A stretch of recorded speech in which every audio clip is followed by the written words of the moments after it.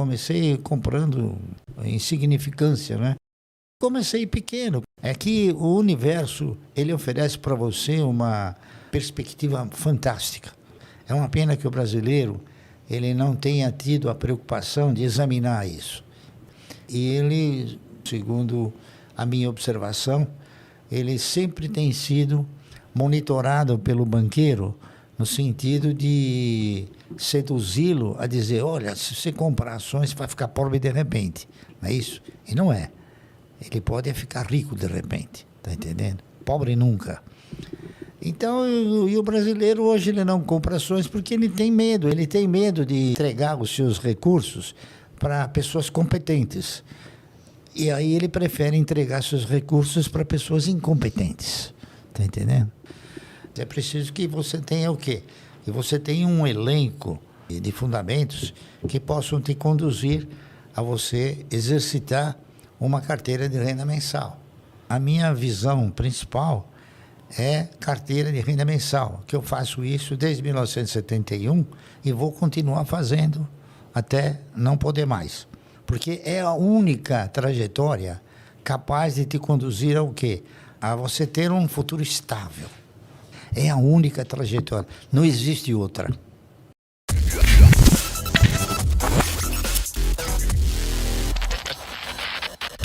Questão de diversificação. Eu estou aqui lembrando de ter lido algo que o senhor comentou sobre essa questão de tomar muito cuidado, né? De diversificar muito, de ter muitas ações.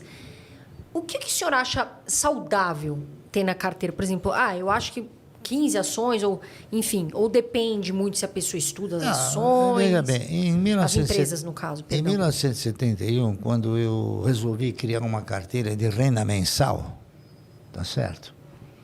Eu pensei da seguinte forma: se eu quero ter uma carteira de renda mensal, eu tenho que ter uma remuneração mensal, não é isso? Se porventura eu comprar ações de uma empresa que paga dividendo uma vez por ano, eu tenho que ter ações de 12 empresas que pagam uma vez por ano, porque são 12 salários, né? Até tem um 13º, então 13. Se eu comprar ações de empresas que pagam um dividendo semestral, eu tenho que ter a metade, né? E esse, o princípio é esse. Então, essa foi a diretriz básica que nos levou a ter uma quantidade reduzida de ações, porque não há necessidade de você ter tudo. O importante é você ter os melhores, tá entendendo? Aqueles que têm o compromisso com o acionista de remunerá-lo. Porque, na realidade, eu penso assim, na realidade, nenhum empresário pensa em remunerar bem o acionista. Todo empresário ele pensa em se remunerar bem.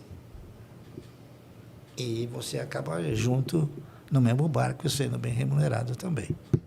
Para você, preço importa? Bom, o preço, evidentemente, ele é um dos componentes, não é isso? Ele é um dos componentes da decisão que você acaba tomando. Mas ele não é o único componente, não é isso? Ele, conforme disse, é um dos componentes. É preciso que você tenha o quê? Que você tenha um elenco de fundamentos que possam te conduzir a você exercitar uma carteira de renda mensal. A minha visão principal é carteira de renda mensal, que eu faço isso desde 1971 e vou continuar fazendo até não poder mais, tá certo? Porque é a única trajetória capaz de te conduzir ao quê? A você ter um futuro estável. Tá entendendo? Essa é a única trajetória. Não existe outra. E que os investidores perguntam pra gente, e aí, André, Carol, o que você acha a Bolsa hoje, no nível que tá? Tá barata? Qual a sua opinião, Barsi? Bem, começa que geralmente, eu não interpreto nenhuma análise sobre a Bolsa. Primeiro porque você não compra e nem vende ações da Bolsa. Você compra ações de empresas. Então, eu me preocupo sim com o desempenho das empresas. E você tem, nesse contexto todo de negociação, você tem boas, mais ou menos, e ruins empresas. O importante é você selecionar as boas e investir. Só que o pessoal interpreta que investir nas ações, investir no mercado, é coisa que talvez possa ser de um ano, né? Não é. O investimento é enquanto a empresa estiver gerando bons resultados. Eu tenho, por exemplo, ações de inúmeras empresas há muitos anos, né? Eu tenho ações do Banco do Brasil que eu comprei a 60 centavos, né? Então o cidadão vai falar, pô, Barça está 36, por que você não vende? Porque não é um bom negócio vender. Ao contrário, tá entendendo? Por quê? Porque o Banco do Brasil me dá sistematicamente dividendos. E o que importa numa carteira de renda mensal não é quanto ela vale, e sim quanto ela te proporciona de recursos. Porque o patrimônio, no meu conceito, ele contempla o ego. Oh, patrimônio. Mas ele não te põe dinheiro no bolso. O que te põe dinheiro no bolso é o dividendo, tá entendendo? Então eu já aprendi e tento mostrar para as pessoas que, por exemplo, os camaradas compram uma ação por 1 e veio 90 centavos, ele não ficou pobre nem perdeu tudo. Houve uma oscilação porque o mercado ele é de renda oscilante, tá correto? Mas o que vale são aqueles recursos que você obtém através do quê? Através da distribuição dos resultados das empresas. Esse é o fator principal. Barsi, você citou o Banco do Brasil, que na nossa visão... Um deles. Também é uma ação que está bem descontada pelo que o banco é. Agora, estatais, te preocupa? Porque a Petrobras é uma empresa que muitas pessoas têm dúvida. Invisto, não invisto, tem gente que gosta, não gosta. Investir em estatais, Barsi, é algo que você fica de olho ou isso não faz diferença? Olha, eu acredito que investir em estatais na Holanda, na Alemanha, na Bélgica, nos países desenvolvidos, onde os administradores são administradores competentes, vale a pena. Mas no Brasil, eu penso da seguinte maneira. Há não muito tempo atrás, e isso não mudou, nós tínhamos a Petrobras, por exemplo. Quem você acha que é o controlador da Petrobras? Eu entendo que o governo. O Tesouro Nacional, para ser mais específico. Mas quem é o dono? O dono é o povo, né? Não, o dono era o PT. Ah, tá. Tá entendendo? Então, falta credibilidade na administração dessas empresas. Tá entendendo? Eu vou te dar outro exemplo. A Eletrobras tem a mesma conotação. O controlador é o Tesouro Nacional, mas o dono era o PMDB. Por quê? Porque tinha um bando de PMDBistas lá que, entendeu? Ficava pendurado lá nas tetas da vaca. Tá entendendo? E por isso que não querem privatizar, né, Barsi? Faz sentido, né? Porque não querem perder a teta, lógico. né? Agora parece que os políticos já não exercem tanto essa questão. Mas tem alguém que exerce essa questão. Então, se você for fazer uma avaliação hoje, o governo continua sendo o controlador, mas os sindicatos são os donos, entendeu? Então, volto a repetir, num país como a Holanda, a Alemanha, a Bélgica, eu compraria ações dessas empresas. Só que aqui no Brasil é difícil você recomendar. Barsi, comentando sobre o setor elétrico, quais são as 3 ações que o senhor mais gosta? Todas. Eu gosto de todas. Que o senhor tem mais posição? Eu gosto de todas aquelas que geram e transmitem. Aquelas que distribuem, não. Tá entendendo? E se ela faz os 3? Gera, transmite, por exemplo, a Copel. Ela gera, mas transmite... eu não tenho Copel. Ah, sim. Aí o senhor já não faz o seu estilo, né? A gente tem muito mais, não. Tem mais direcionado para aquelas que geram e transmitem. Por quê? Porque o custo de geração e o investimento em geração, como o investimento em transmissão, é muito menor do que o investimento em distribuição. Distribuição, a empresa tem 70 mil clientes, né? E na transmissão tem 1 ou 2. Então, o custo é sempre menor, o custo de operação, consequentemente, o resultado é sempre mais significativo. Quais são as 3 ações que o senhor mais tem na sua carteira do setor elétrico? Dentre essas todas, que o senhor mais... Eu tenho uma que também eu comprei a 40, 50 centavos, né? Que é a CEMIG, tá entendendo? Que é uma empresa que sempre deu dividendo, distribui dividendo. Eu tenho ações da TRPL, eu tenho ações da Taesa, tá entendendo? Agora eu estou comprando ações de uma empresa chamada Auren. A Auren é uma empresa que é nova e ela está se constituindo com a fusão da CESP mais a estrutura Votorantim. Então é uma empresa ainda que está num estado embrionário, mas com certeza ela vai evoluir bastante. Agora uma outra pergunta. Quais os melhores setores da Bolsa para você, Barsi? Para quem está nos assistindo, focar mais ali para investir. Os melhores setores para você investir são aqueles sem o qual uma economia não funciona. Esses são os melhores setores. Então você tem energia elétrica, tá? Setor de bancos comerciais, não é? Você tem telefonia, tá entendendo? Saneamento o senhor gosta? Saneamento eu não aprecio muito. Eu tenho algumas ações da Sabesp compradas há muitos anos, né? Mas um saneamento aqui no Brasil ainda tem muito lugar que tem fossa, né? Uhum. Então, o investimento em saneamento, como ele é feito mais ou menos, a maioria por estatais, então, o que você coloca embaixo da terra não gera voto. Então, é difícil o camarada se empenhar, né? Para fazer andar o processo. Né? Agora até aprovaram, não sei nem como é que ficou a questão do marco do saneamento, né? Que o governo tinha aprovado, depois veio a pandemia, parece que meio que ficou esquecido isso, né? Não, a questão do saneamento ela é comentada, divulgada, discutida há 30 anos, mas nunca completa. Tá entendendo? Barsi, agora a gente está vendo a taxa de juros em 12,75% e com uma expectativa de subir mais, né? Como que o senhor vê a renda fixa? Porque muitos investidores agora estão falando, vou sair fica aquele gira-gira de carteira, vou para a renda fixa, vou sair da renda variável. Como que o senhor enxerga a renda fixa? Eu respeito todos aqueles que acham que nesse país existe renda fixa. Sabe por quê? Porque a renda fixa não existe. Existe perda fixa.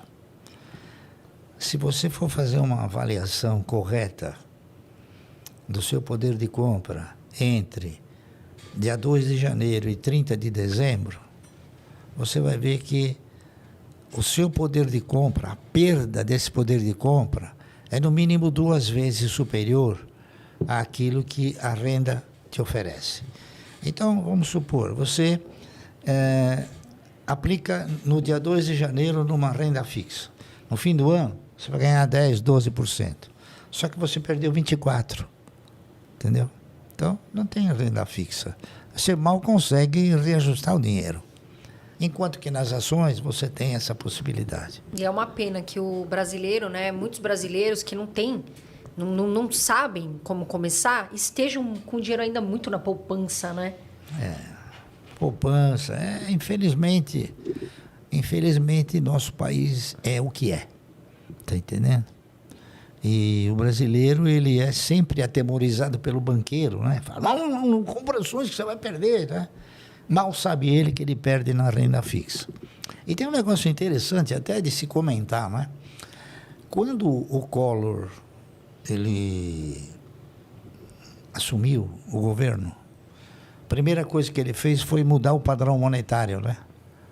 Ao mudar o padrão monetário, ele tirou o cruzado e instituiu novamente o cruzeiro. O que ele fez? Ele encurralou todas as aplicações, menos as ações. Então, para quem diga que as ações não têm garantia, elas têm uma garantia maior do que a poupança.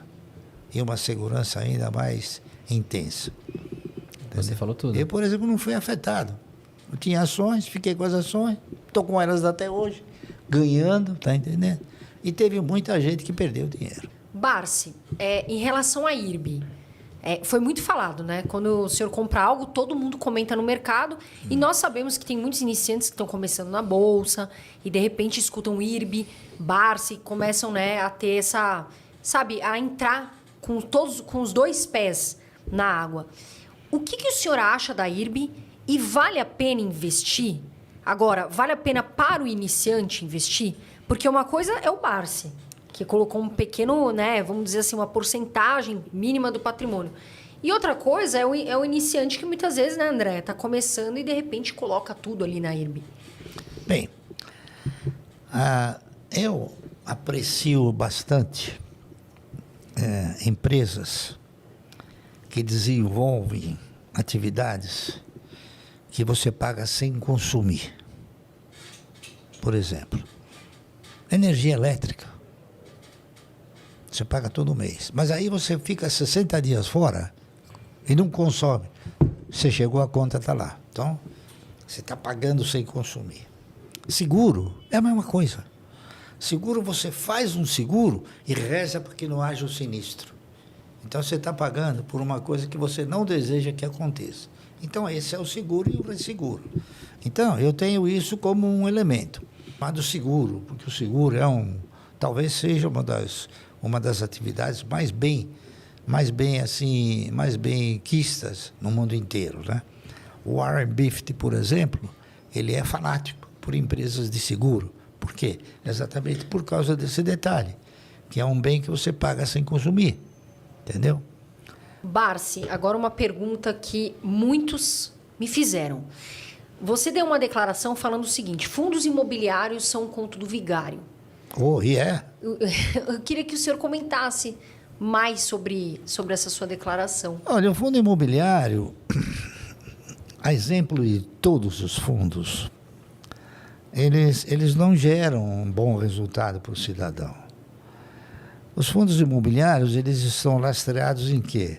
Na locação de lajes, corporativas ou não.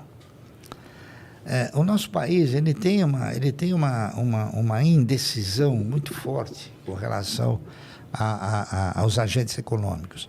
Então, de repente, a economia sofre um problema qualquer e as locações elas passam a diminuir ou então até a inexistir. E imóveis, Barsi, o senhor investe em imóveis físicos como forma de investimento? Não. Como oportunidade, sim, mas como investimento, não. Você compra um imóvel para comprar... Agora, por vias indiretas, eu também tenho imóveis, né? Você nem faz ideia quantos. Por exemplo, você sabia que a Klabin tem inúmeras fazendas? E uma delas tem 62 quilômetros de comprimento por 57 de largura? Não sabia. É imóvel.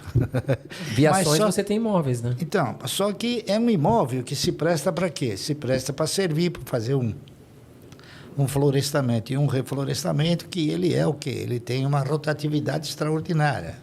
Então, indiretamente, eu invisto em algum imóvel, mas não diretamente. Entendi. Está entendendo? Agora, imóvel, ele é bom dentro da questão oportunidade. Como investimento para gerar renda, não é um bom negócio. Oportunidade, então você diz assim, comprar ele abaixo do preço, uma boa oportunidade e colocar ele à venda e ganhar com essa operação, isso, né? Sim. É isso aí. Quais são as principais lições que você poderia falar para os nossos telespectadores que estão aqui? Bom, as lições que seriam um exemplo, são um exemplo simples, tá? Tá entendendo? É você comprar aquilo que tem perspectiva de resultado. Tá entendendo? Não comprar fantasia e não comprar aquilo que não seja o óbvio. O brasileiro, ele adora a fantasia e ele sempre desprezou o óbvio. Por isso que ele não ganha.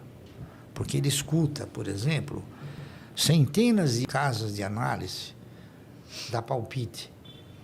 Se você for pegar 95% desses palpiteiros, eles não têm ações, eles não têm carteira de ações e dá palpite sobre ações, entendeu?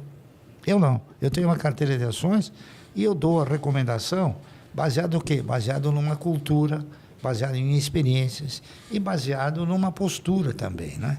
De investidor. Você sabe quem é o caçador de passarinhos mais competente do mundo? Quem?